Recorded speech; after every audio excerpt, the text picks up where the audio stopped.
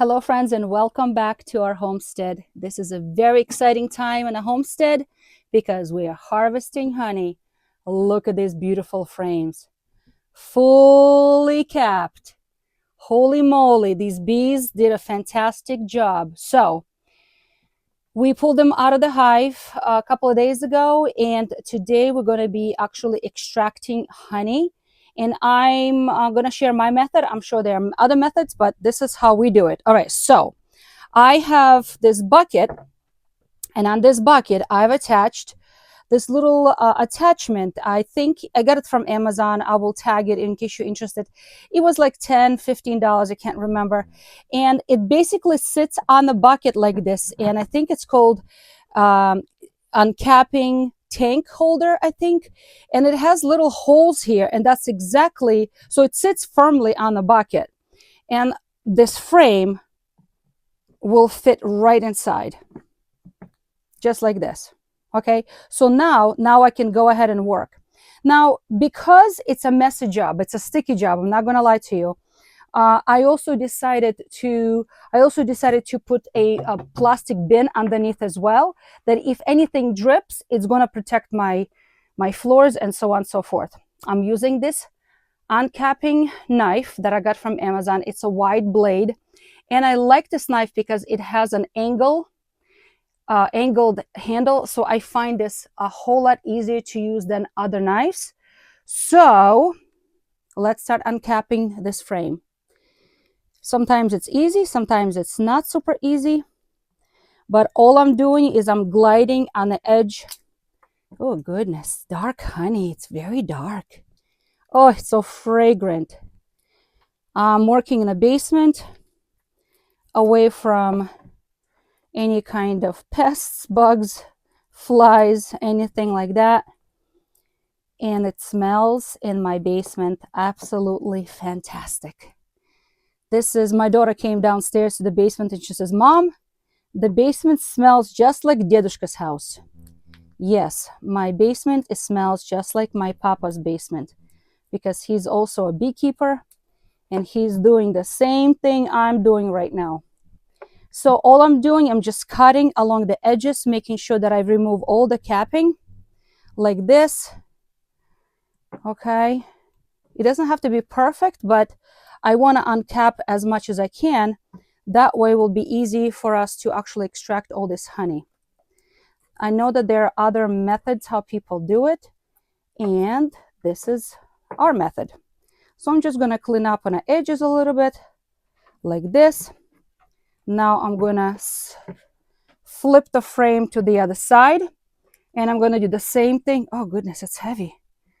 Again, I'm going to station it in this little device, and I'm going to put the knife blade right across, and I'm going to slide it down. Look how beautiful. Oh my goodness. Thank God we got honey this year. All right. Okay, so now I'm going to put it into our extractor, and hopefully I can, just like that. So this is a brand new extractor. It's a maiden voyage for this guy. It fits 4 large frames or 8 small frames. You know, the narrow, and they're going to be spin. This is electric one. I'm not sponsored by this company, but in case you're interested to know what I'm using, I will tag it, and I will add in a description box. I got it also from Amazon. It is electric. It is not stationed to the floor right now. I just want to mention, but yes, you can attach, like you can secure it to a frame so it doesn't shake at all while it's spinning. But yeah, so we're going to start spinning. So it will not spin if the covers are not down. So I'm going to turn this on, and I'm going to start low and slow. Come on. And then I will increase the speed a little bit. It's very quiet.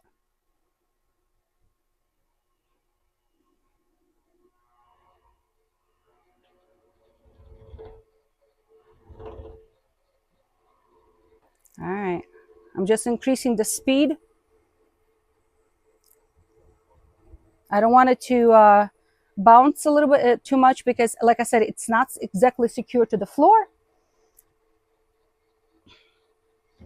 but it's gonna get the job done.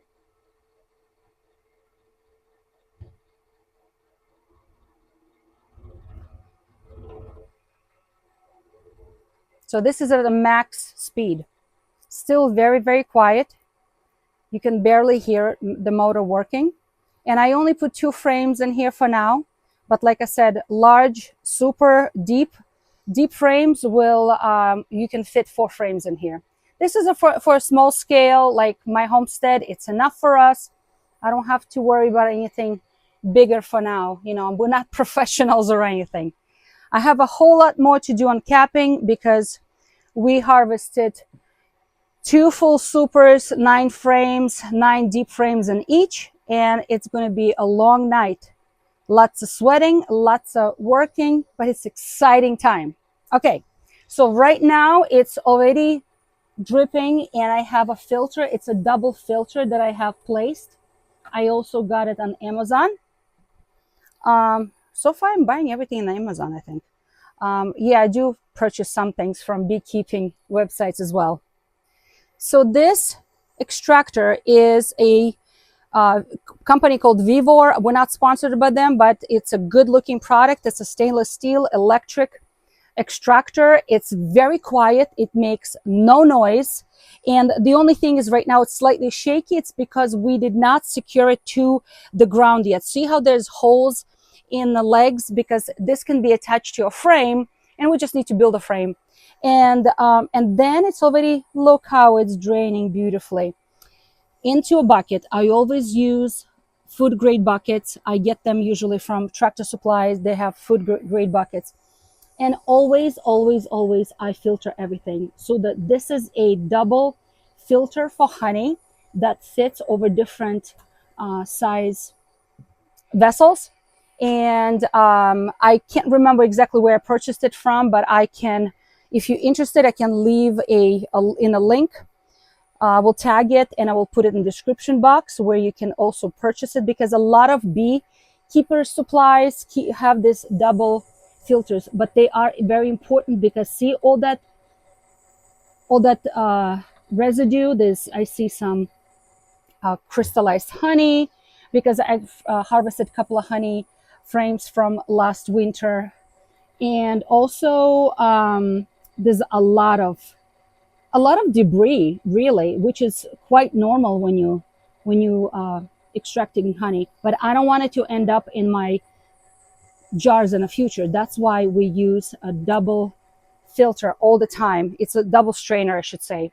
So this has been spinning now probably for 2 minutes, I'm gonna guess. I'm gonna turn it off and I'm gonna check on it.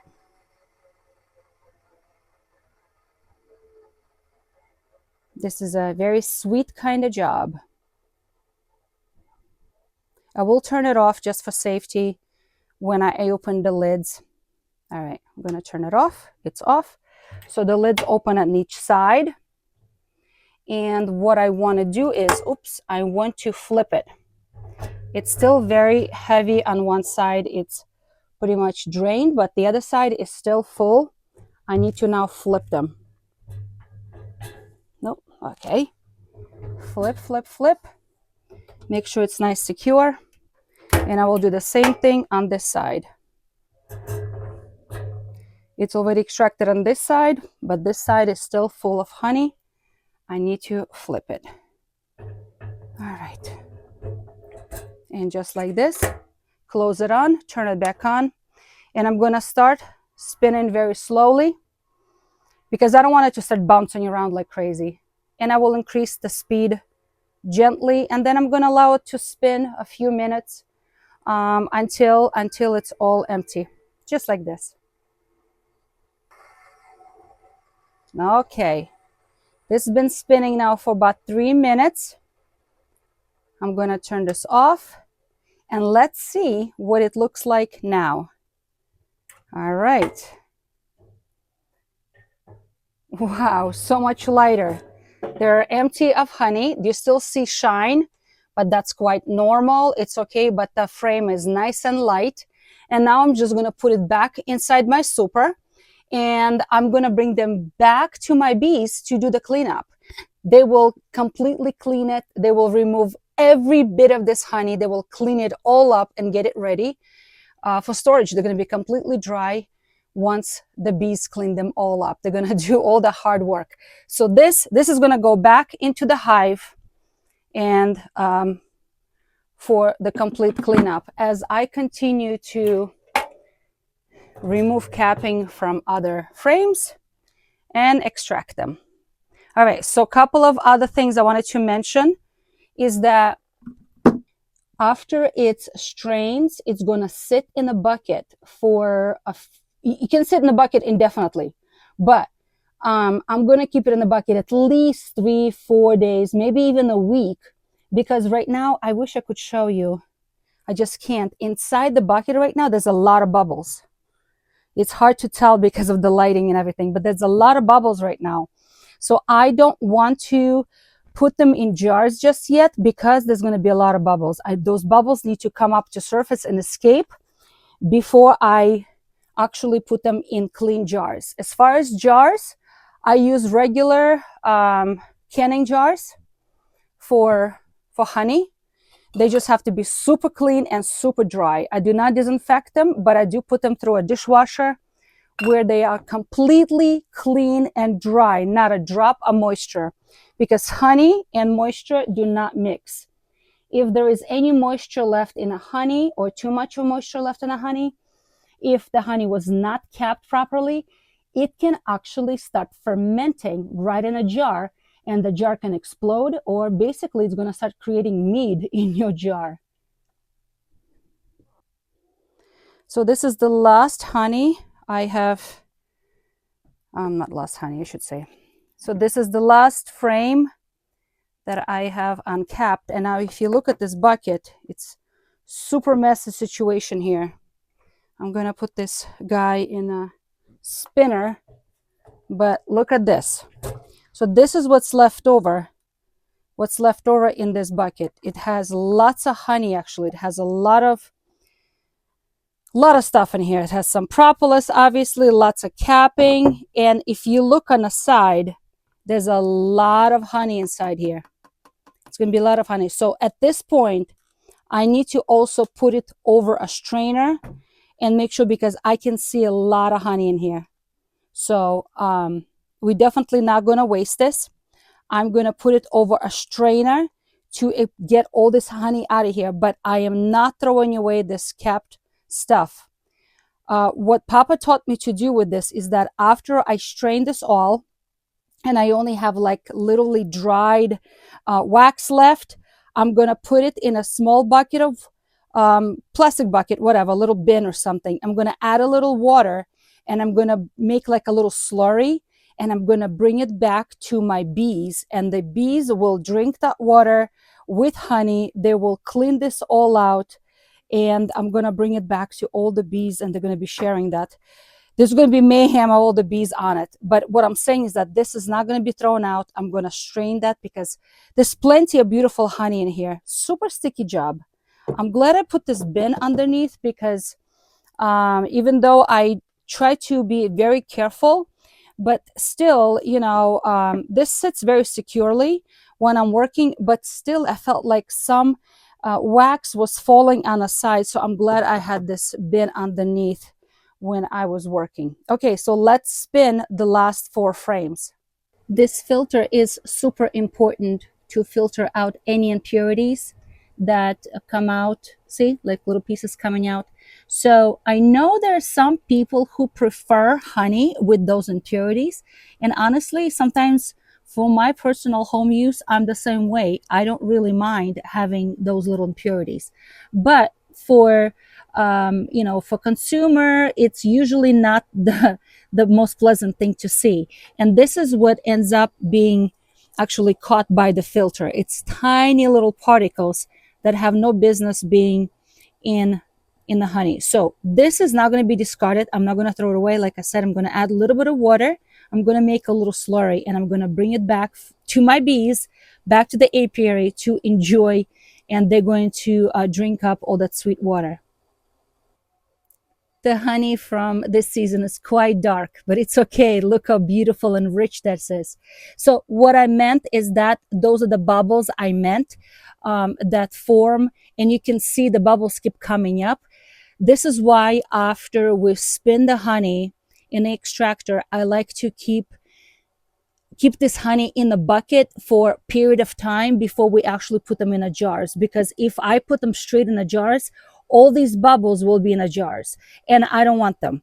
Okay, so I don't know if my camera is strong enough to zoom in, but you can literally see bubbles appearing and moving and bubbling.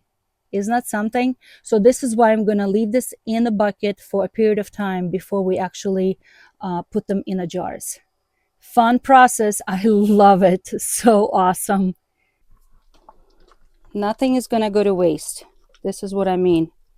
All this leftovers are gonna is sitting over a big strainer because I want to catch all the honey, and all of this.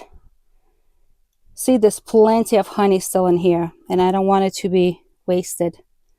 So let it sit over a strainer, over a large bowl, and drip slowly. Okay, let's take a look.